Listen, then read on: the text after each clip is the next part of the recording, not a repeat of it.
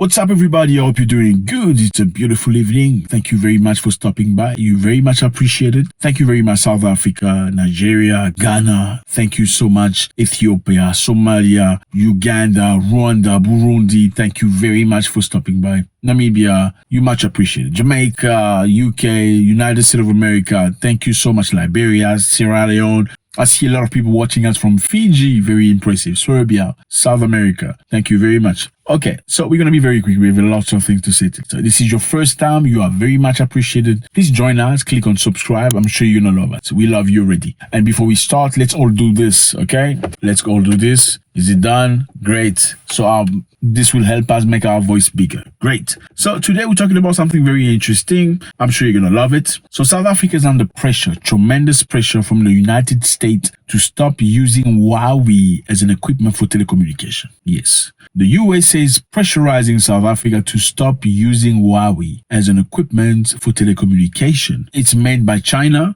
and because the USA and China don't get along quite well, they are pressurizing South Africa to drop Huawei. Okay, so they say South Africa spurns US pressure to stop using China Huawei technology. South Africa won't succumb to pressure from the US to stop using Huawei technology equipment in its network, the nation's ambassador to the five-nation BRIC bloc said. Countries are facing increasing pressure from the US to take a harder stance on China as conflict over Taiwan and battles for dominance in technology from artificial intelligence to chips and quantum computing escalate. The tension have raised concern around the world about Asian nations using Huawei in core telecommunication network to spy and sabotage system. So basically here the USA and the Chinese are going through a very hard moment because of Taiwan. For those of you who know, China is trying to claim Taiwan back as part of its country. The Chinese believe that Taiwan and China should be one country. So they are putting a lot of pressure on Taiwan right now. Taiwan is protected by the United States under brackets. And the USA is trying to put pressure on China by asking other countries not to use China products anymore. And now South Africa is one of the victims facing the pressure from the United States. There was a tremendous pressure on us from the US to stop using Huawei network, Anil Soklal said in a lecture in the University of KwaZulu-Natal on Wednesday. It is banned in the US and a major part of Europe has banned Chinese technology. So the USA has banned Huawei. Okay, I'm sure you don't see it in America anymore. Huawei was banned in 2019, same as many European countries decided to ban Huawei. They were accused of spying. Okay, there was never really hard proof to Huawei spying on Americans and European nationals, but they say the Chinese mobile cell phones and equipment were spying on citizens of Europe and the USA. This is exactly what China wants.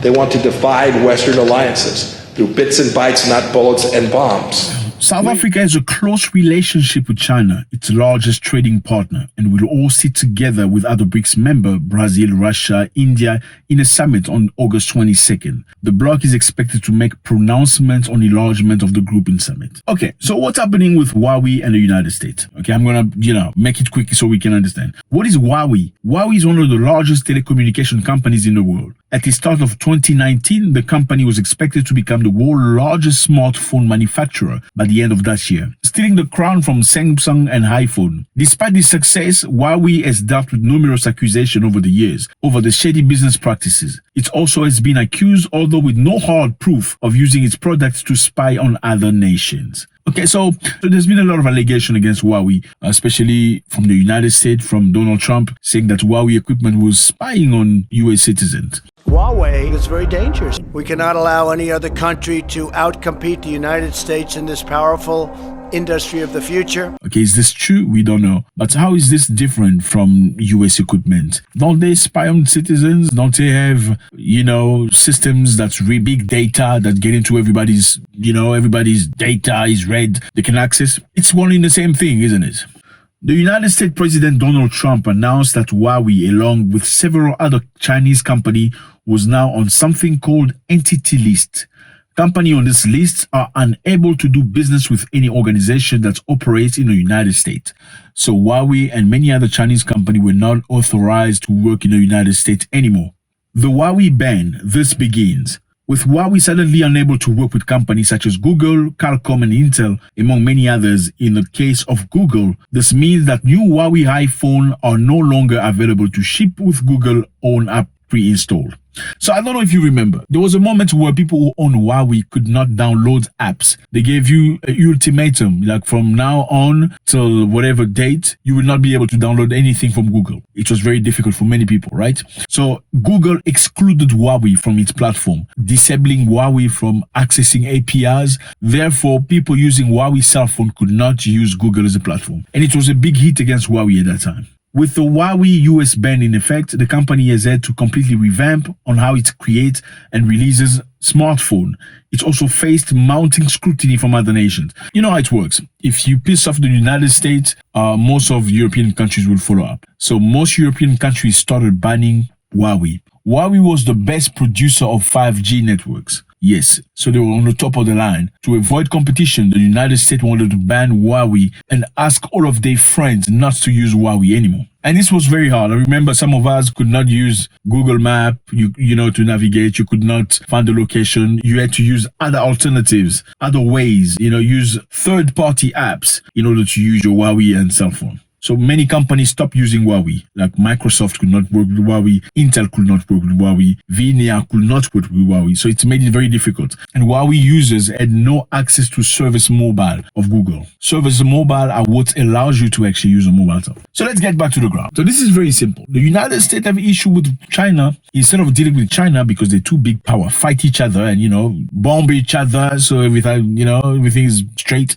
They don't want to do that. They'd rather get other people to fight their fight for them, inconveniencing a full society. So now, as we can see, they're putting South Africa under a lot of pressure to stop using Huawei, which is an independent country. Does that even make sense? We know that the ambassador of the United States a while back accused South Africa of sending weapons to Russia with no proofs. And this threatening South Africa to be kicked out of AGOA, which is a process that they use to facilitate African countries from exporting their goods to the United States at a very reduced tax rate. So basically, AGOA is a system that allows many African countries, if you have things to export to the United States, you can expand your markets by sending your stuff to the USA at a very reduced tax bracket. South Africa profits greatly from AGOA, enabling 60,000 South Africans to get jobs through AGOA and a few thousands of Americans. So for the past couple of months, South Africa has been through a lot of pressure, a lot of blackmailing. If you do this, we're going to block AGOA. Now they're getting under pressure. They're forcing South Africa not to use Huawei anymore. People forget that Huawei is not just cell phones. Huawei is servers. Huawei can be at the core of information technology at network levels,